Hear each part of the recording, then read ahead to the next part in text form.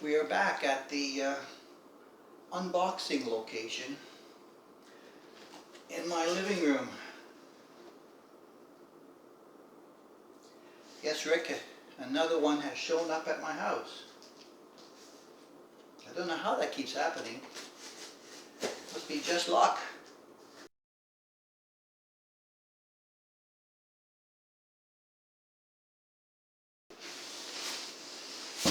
Oh, look at that. Nice styrofoam insert.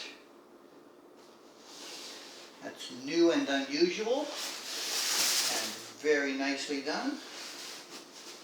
Oh, that is the best protection I have ever gotten on a guitar yet.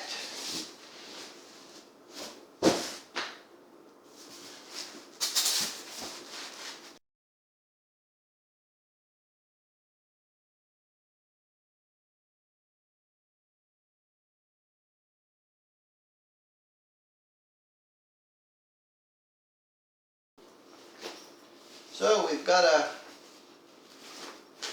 skinny bag with no padding. I was kind of expecting that to happen. Instead of strings, that would be sacrificial. Whammy bar, wrenches, and a guitar with a manual. How about that? Okay. But I am really impressed with the styrofoam. That's great.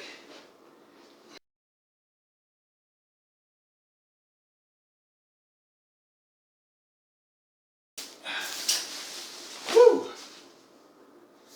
And it is orange, guys. Look at that. Woohoo. This is,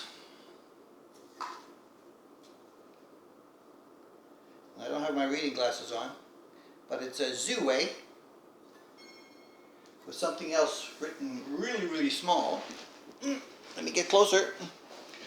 On the headstock, which I'm not really sure what it's saying there. I'll have to read it more closely afterwards.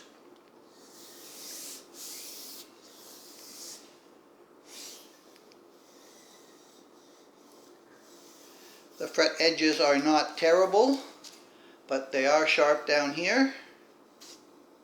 More there. We have a solution for that.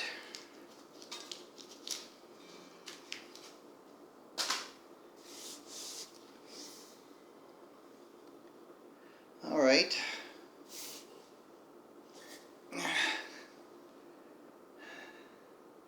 There's another small sticker on the back of this. Oh, it's got that ROHS symbol on it, which is having something to do with manufacturing regulations. Let's see what the tuners feel like.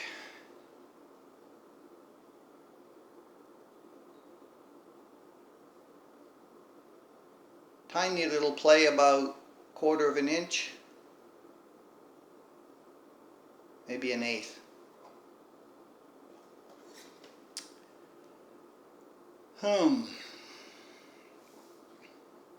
So a ZUWEI.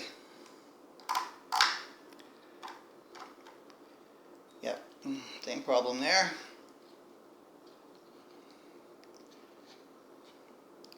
One volume, one toned, 2 buckers, 1 single, 2-point bridge. Saddles are high, action is high. Relief is too much. Alright, aesthetically, in the light,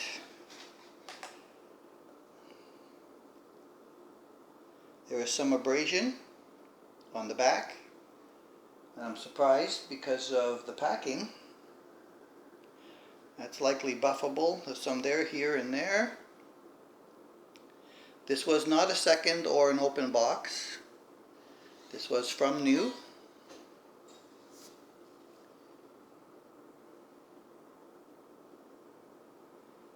Other than that, the front looks good. The saddles are all the way back and the springs are very, very compressed. That's a sign that if they are intonated, which they seem to be in somewhat of a staggered position, the scaling is extremely close to critical. That's what that means when you've got no more back adjustment room, with the spring compressed to where it will not go back any further than that. The neck is nice, it's satin on the back, and the front, these are not stainless steel frets. The screws are nicely recessed on this switch. 1, 2, 3, 4. 1, 2, 3, 4, 5. Okay, I've got a replacement for that, and I hope the routing is deep enough that I do not. Oh, there's no routing for this one. This is going to come out to the back cover. Okay, so then I hope that the body is deep enough that it's not going to be butting up against the back of this thing, because I cannot make a hole in that to get the switch to fit in. No plate. Nice rounded curve here. It's not bad. You can get your palm of your hand right here, right here, which gives you just that little bit of extra space and not that point sticking in here, causing you anguish while you're trying to do something up there. The truss rod adjustment is in here like the Ertz, and that should have been a rod. The Ert came with a rod to do that. I have a plan to cover these pickups with surrounds. I'm going to have to open it up and take a look and see if they're 4-ways on those. I hope they are. I hope they're good. Otherwise, future plans would be to have to do some upgrading on this as well. But damn, isn't that color nice? I've wanted an orange guitar for quite some time. I thought it was going to be a different kind of guitar, but when I saw this one pop up, I go, orange guitar, and I hit the button.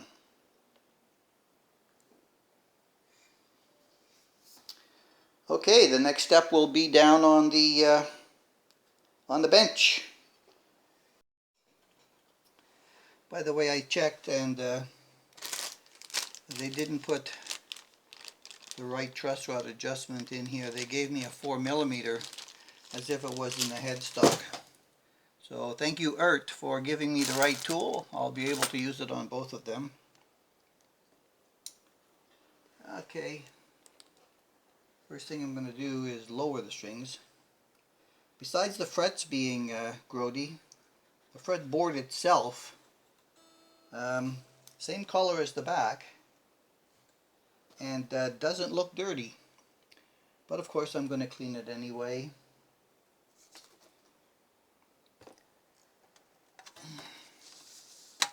Now where's that jack thing? It's on the back. See the angle. Oh, that makes it uncomfortable. Unlike the other ones. There we go. We'll just support it with one of my foams over there. That's a drawback. Okay, so I know that all of these things are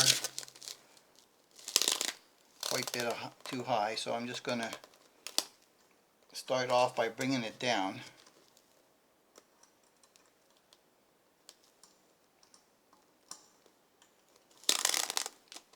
Close to where I think they should end up being.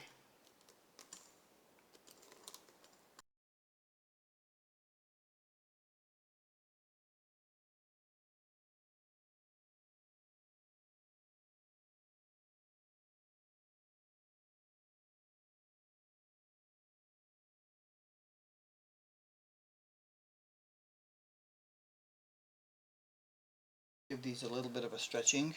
Whoa! I got a clunk right away. I hope I'm not as unlucky as I was on the Donner. It broke the G-string just from trying to do some stretching on it a little bit. I mean, these solid strings don't need a lot of stretching because they are solid, they're not wound. And there you go, just like that. Hardly even touched it. And it actually broke. There must be a very sharp edge there, which I'm going to need to look at. Well, that's an SOB right off the bat, isn't it? Look at that. In the garbage.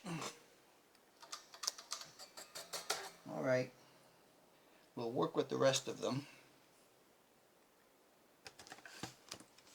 Turn on my Korg. I use my little Korg tuner here at my workbench. And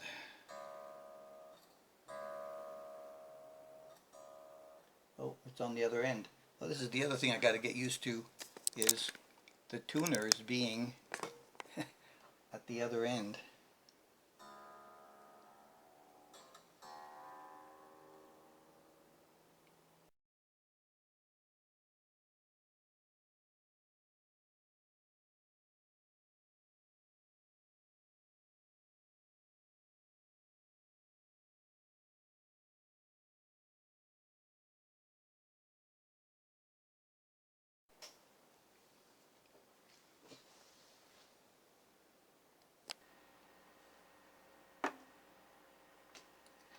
Okay, the boys and the girls, we've got it hooked up. I've got it retuned up again. And something I'm realizing just sitting here with it is that when the jack is mounted this way, the cable going up is not as comfortable as if it was going the other way, and it would be pointing down in the direction of where it would be going from where you're holding it. I may be able to turn that around. And the other thing I notice is that when you're trying to tune from the bottom, it feels like the tuners are closer together than when they're on the top and you can get your hands up over like this. You seem to have more space than when they're like this and you're trying to do it from the bottom.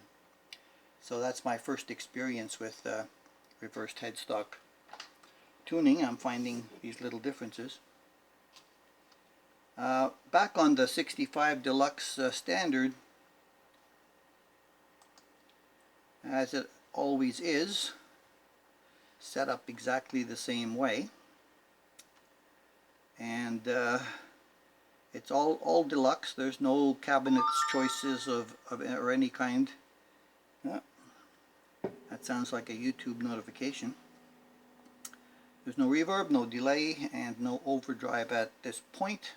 I've got gain set at 5. My volume there is 10. It's 2.5 on the amp. Treble at 4, middle at 4, and the bass is always 1. I don't like any bass on those strings. Pickups are usually bassy enough. So in the bridge position, it's on. There's not a noise of any kind on it. So it's very quiet even in the middle position with the single coil. Sitting here, I can tell that the middle coil is actually slightly less noisy than the tiny little bit of something, the white noise that's coming from the amp. That's likely because it's not as hot an output. Yep, okay. So I can't do my D chord.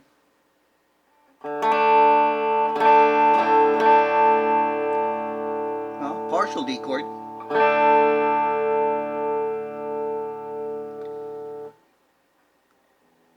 go with a C chord. Ah.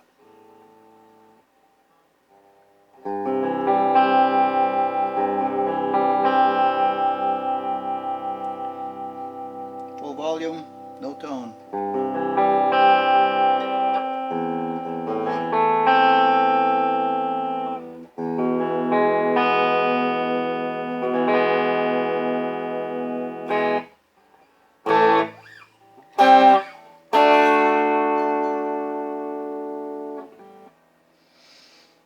The humbucker is not terrible.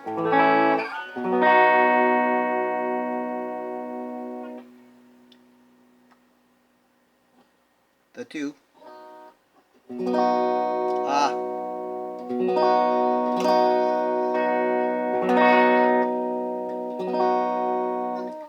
The position I hate. Yeah, the middle is not very hot. That may need to be higher if I was to keep that one there. But like J-Man says, he keeps hitting them, and I've been hitting on those things since I got my first American Strat, 2011. Always hit the middle pickup on the Strat. Alright, my next hated position.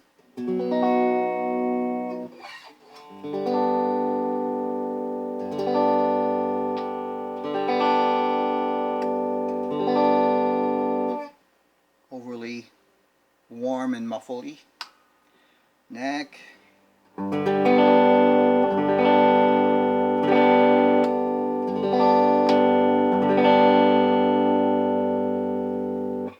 So the neck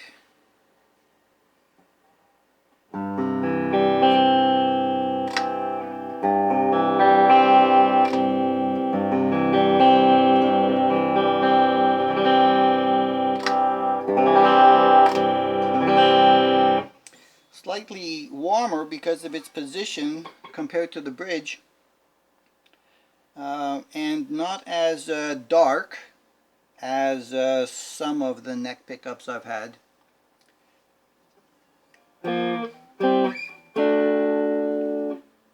Alright, let's check the volume tone out.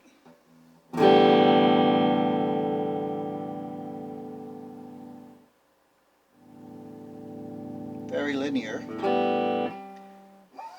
With a treble bleed circuit in here, if I keep that, it might allow more highs to come through. I got some buzz. Try tone.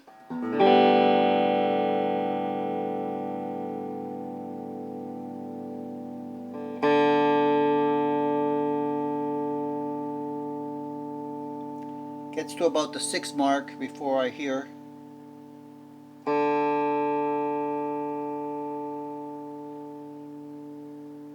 Hear it engage.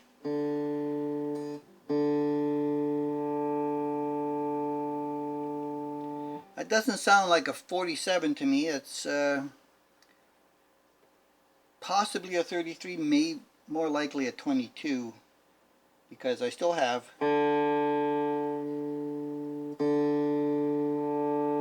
quite a good output. Let me try the bridge. About the same. We'll see what it is when I open it up. Alright. That's the initial. Once we get a look inside, we'll see where we're going from there.